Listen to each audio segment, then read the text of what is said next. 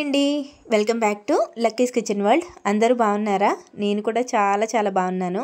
మీరందరూ కూడా బాగుండాలని మనస్ఫూర్తిగా కోరుకుంటున్నాను. ఇంకా మన వీడియోస్ ఎవరైనా కొత్తగా చూస్తున్నట్లయితే ప్లీజ్ లైక్ చేయండి. అలాగే మన ఛానల్ని సబ్స్క్రైబ్ చేసుకుని సపోర్ట్ అయితే చేయండి. ఇంకా మన ఛానల్ని డైలీ చూస్తూ ఫాలో అవుతూ అలాగే మంచిగా లైక్ చేస్తూ మంచి కామెంట్స్ పెడుతున్న వాళ్ళు కూడా ప్లీజ్ ఈ వీడియోకి కూడా లైక్ చేసి కామెంట్ అయితే చేయండి.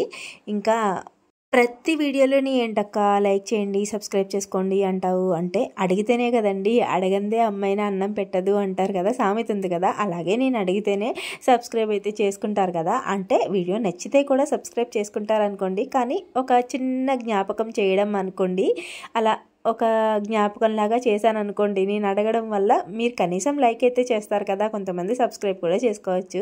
అందుకని చెప్పి అడుగుతున్నాను అనమాట. వీడియోలోకి అయితే వెళ్ళిపోతాము. ఈ వీడియో వచ్చేసి సోమవారం వీడియో. ఇంకా కొంతమంది అనుకుంటారు ఇప్పుడు రోజు పూజ వీడియోలోనే పెడుతున్నావు అక్క, ఇది పూజ వ్లాగ్లా ఉంది అంటారు. కానీ కార్తీక మాసం కదా, తప్పదు, పూజ వీడియోసే ఎక్కువ వస్తూ ఉంటాయి. కార్తీక మాసం అంతా కూడా మ్యాక్సిమం ఇంట్లో అందరూ కూడా పూజలు చేసుకుంటారు కదండి. అందులో ఇంకా సోమవారం అయితే నార్మల్గానే నేను పూజ బాగా చేసుకుంటాను. సోమవారం నాకు చాలా ఇష్టమైన వారం అనమాట. ఇంకా కార్తీక మాసం అయితే ఎలా ఉంటుంది చెప్పండి. కంపల్సరీ దీపాలు అయితే వెలిగించుకుంటాను కదా, కార్తీక దీపాలు అయితే వెలిగించుకుందాం కదా అని చెప్పి ఉదయం 3 గంటలకే లేచాను అనమాట. ఇంకా లేచి యథావిధిగా ఇంట్లో పనులన్నీ చేసుకుంటాను. ఇంకా దొడ్డువైపు మాకు ఇప్పుడు శీతాకాలం కాబట్టి చాలా ఆకులు రాలిపోతూ ఉంటాయండి. ఇంట్లో పని కూడా ఎక్కువనే ఉంటుంది అనమాట. సాయంత్రం తుడుచుకున్నా కానీ మళ్ళీ ఉదయానికి దొడ్డు అంతా ఆకు రాలిపోయి ఉంటుంది. మళ్ళీ అదంతా క్లీన్ చేసుకుని శుభ్రం చేసుకుని నేను దీపాలు అయితే పెట్టుకోవాలి. అందుకని చెప్పి కొంచెం త్వరగా లేచాను అనుకోండి, ఇంట్లో పనులన్నీ కంప్లీట్ అవుతాయి.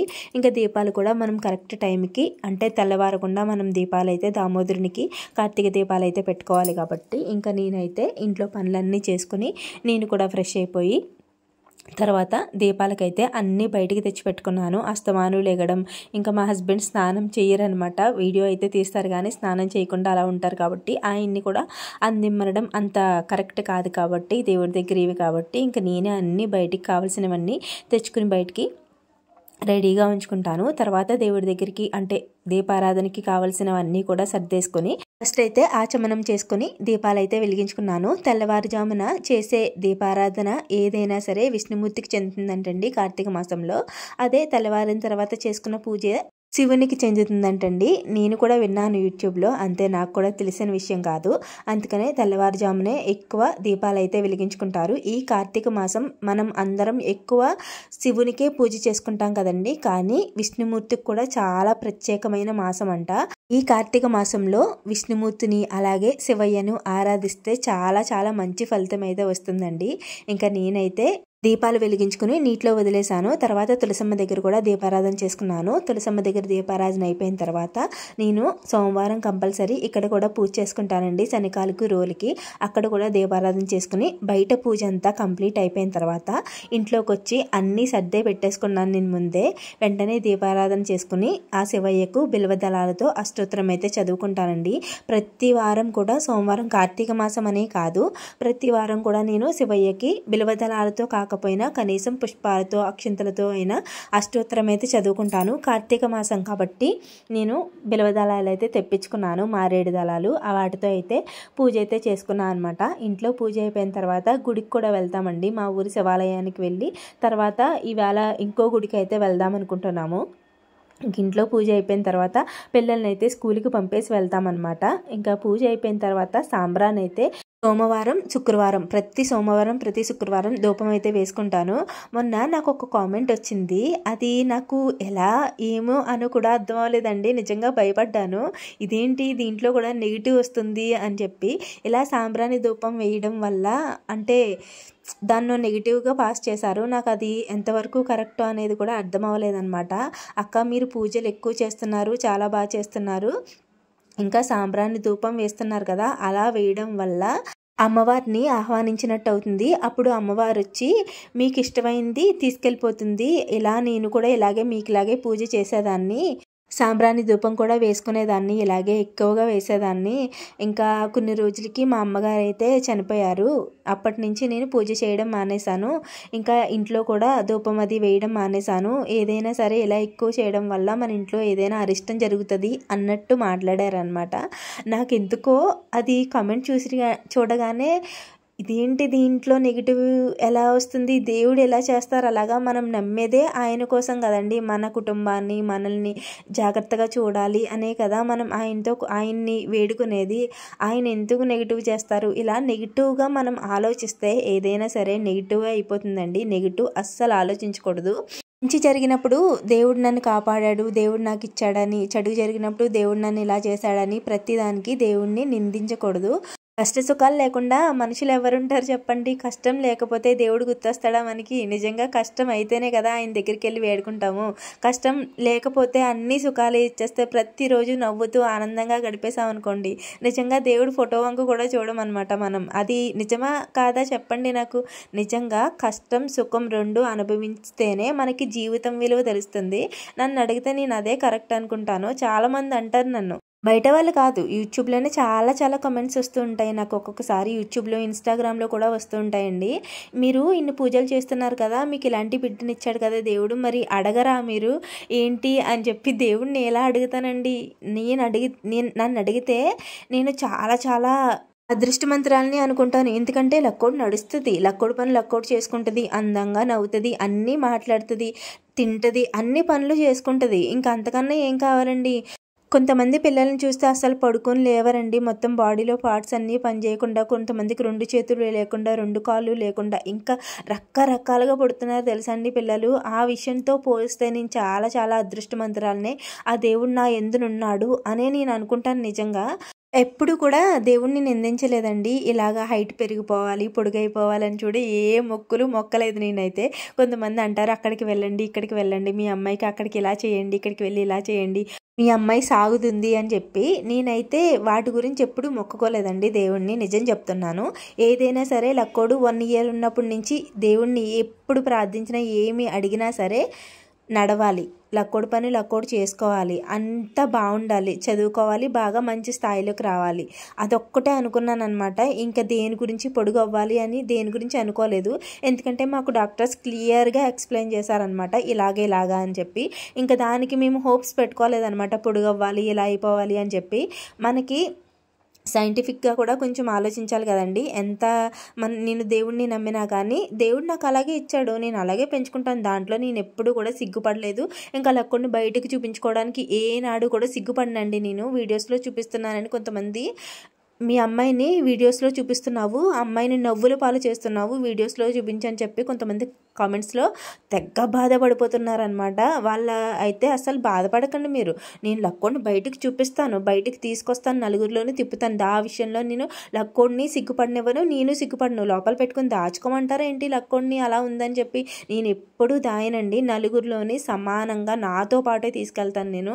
దాంట్లో ఎటువంటి సిగ్గు నేను పడను, అలాగే లక్కోడిని కూడా సిగ్గుపడనివ్వను. తను అలాగే ధైర్యంగా తిరగాలి ఫ్యూచర్లో అందరి మాటలు యాక్సెప్ట్ చేసి కాదు, ధైర్యంగా డేరింగ్గా వాళ్ళకి సమాధానం చెప్పేలాగా ఉండాలి.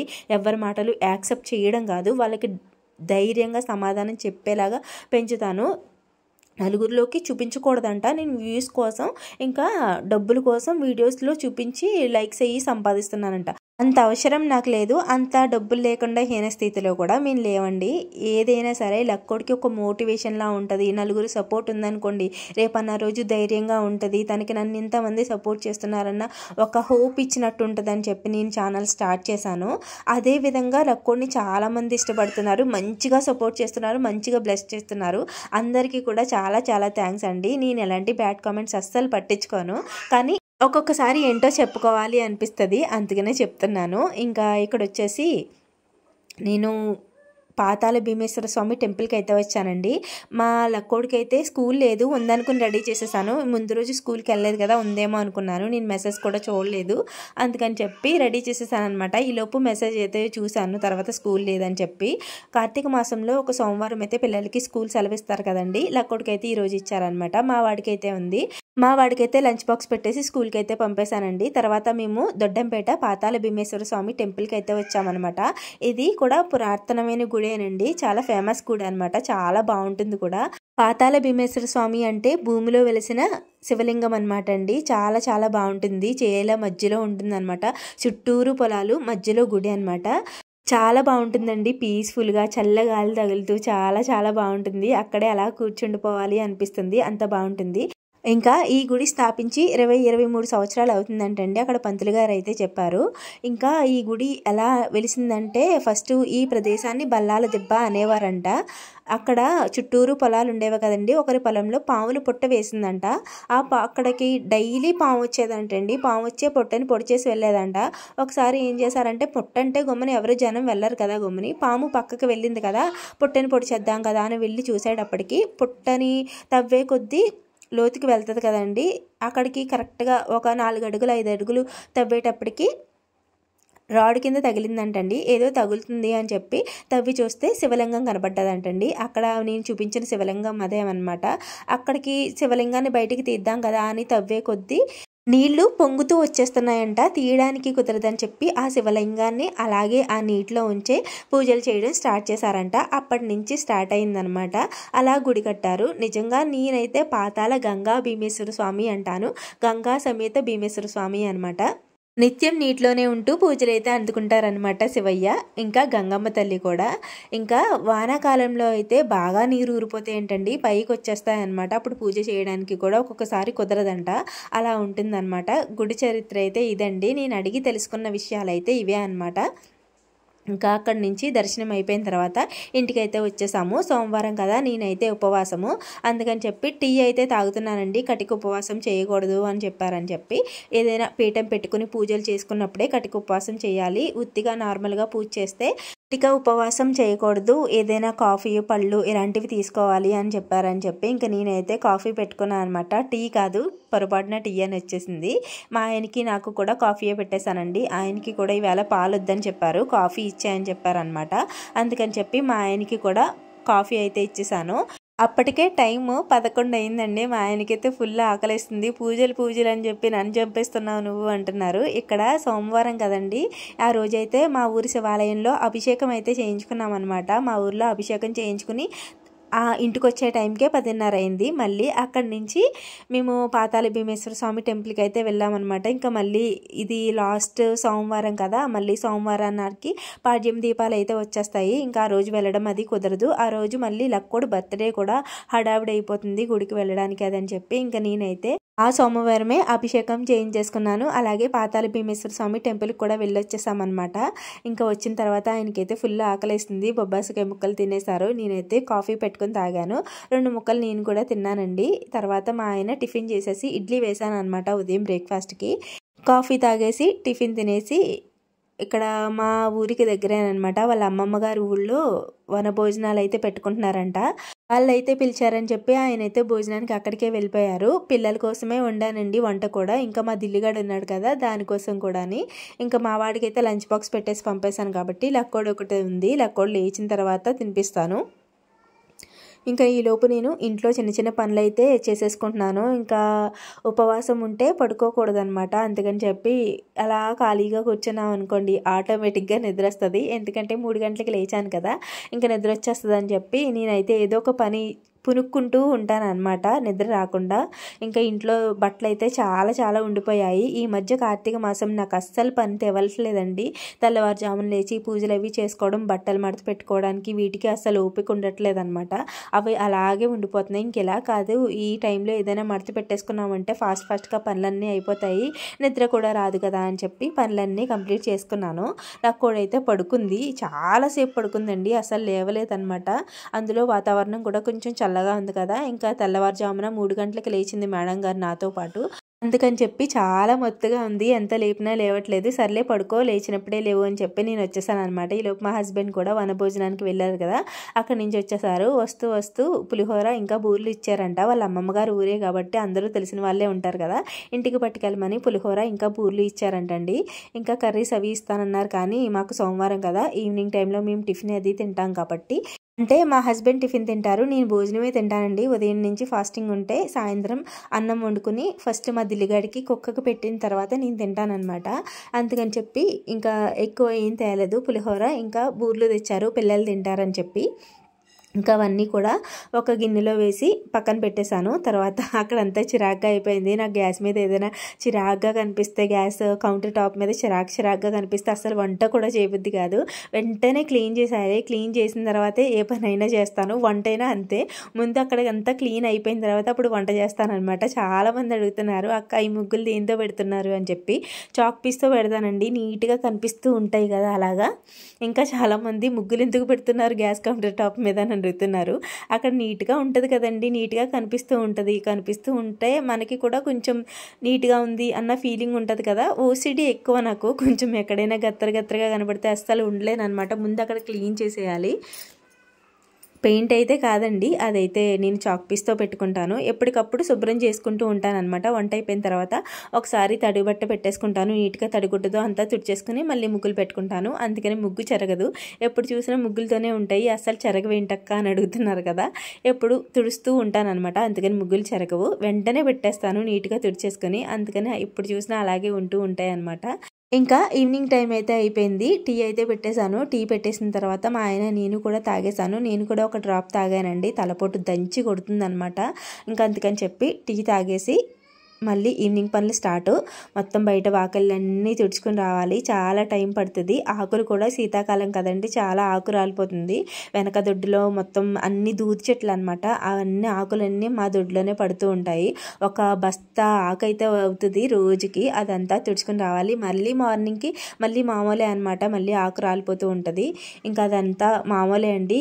మొత్తం ఈ శీతాకాలం అంతా కూడా అలాగే రాలుతూ ఉంటుంది. ఇంకా అదంతా శుభ్రం చేసుకొని లోపలికి వచ్చి గిన్నెలు తోముకున్నాను అనమాట. ఉదయం పిల్లలు తిన్నవి అవి ఇవి ఉంటాయి కదా, కొన్ని సామాన్లు ఉన్నాయి. ఈవేళ వంట పని ఇంకా మా హస్బెండ్ కూడా బయటకు వెళ్ళారు కాబట్టి భోజనానికి ఎక్కువ సామాన్లు అయితే లేవు. అవి తోమేసుకుని నేను కూడా ఫ్రెష్ అయిపోయి ఇంట్లో పూజ అయితే చేసేసుకున్నాను. శివయ్యకి మళ్ళీ అష్టోత్తరం చదువుకుని పూజ అయితే చేసుకున్నాను. పూజ చేసుకున్న తర్వాత అన్నం అయితే వండుకున్నాను అనమాట. పప్పు ఇంకా బియ్యం కలిపి పులగం అయితే వండుకుంటానండి ఈ 4 వారాలు కూడా కార్తీక మాసంలో. ఫస్ట్ అయితే మా దిల్లిగాడికి కొంచెం పెరిగేసి పెట్టేశాను, చాలా ఇష్టంగా తింటుంది. పప్పు బియ్యం కలిపి పెరిగేసి కమ్మటి పెరిగేసి పెడితే చాలా ఇష్టంగా తింటుంది అనమాట. నాకేస్తుంది గిన్నెంతా కూడా. ఇంకా మా దిల్లిగాడికి పెట్టేసిన తర్వాత నేను కూడా కొంచెం దేవుడి ప్రసాదం కదా అని చెప్పి కొంచెం పులిహోర పెట్టుకున్నాను, కొంచెం అన్నం పెట్టుకున్నాను అనమాట. లక్కుడైతే ఉదయం నుంచి లేవలేదు. సాయంత్రం 5 అయ్యాకనే ఎప్పుడో లేచిందండి. ఇంకా అప్పటి నుంచి అలా తిరుగుతూ ఉందనమాట, ఏం తినలేదు. ఇంకా నా దగ్గర కొంచెం తింటది కదా అని పులిహోర పెట్టాను. 2 ముద్దలు పెట్టుకుంది కానీ ఎందుకో తినడానికి ఇష్టపడలేదనమాట. ఇంకా సాయంత్రం కదా పాలైతే పట్టిద్దాంలే అని చెప్పి ఊరుకున్నాను, బలవంతంగా అయితే తినిపించలేదు. ఇంకా నేనైతే తినేసిన తర్వాత మా ఆయనకి పిల్లలకి కూడా ఇడ్లీ అయితే వేసానండి. పులిహోర అయితే తిన్నని చెప్పారు. మా తోటికోళ్ళకైతే ఇచ్చాను అనమాట, వేస్ట్ చేయకూడదు కదా అని చెప్పి. ఇంతే ఈ వీడియో. మళ్ళీ వీడియోలో కలుద్దాం. Thanks for watching. బాయ్.